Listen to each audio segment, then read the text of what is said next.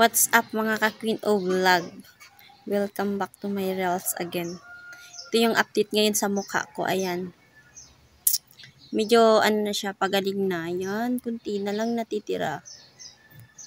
Bilis kasing masugatan si Queen O Vlog eh. Tapos, namawa ko ngayon ng reels kasi dito sa inuupuan ko may puno siya na hindi ko kilala. Hindi ko alam kung anong pangalan.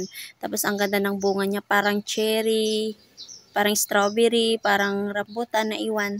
Papakita ko sa inyo Kasi parang nakukuryos lang kasi ako. Kasi ganito na yung edad ko. Parang hindi ko pa siya alam at kilala. Kasi nagbo-word lang din naman ako dito sa binowordan ko eh. Papakita ko sa inyo, wait lang Sinong may alam kung anong pangalan nito? Ayun, ang dami.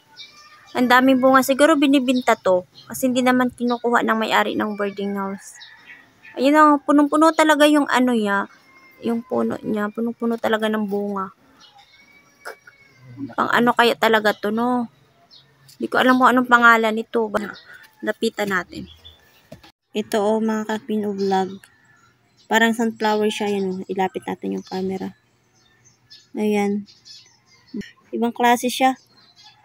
Pero maganda din naman tingnan. Para siyang sunflower na iwan.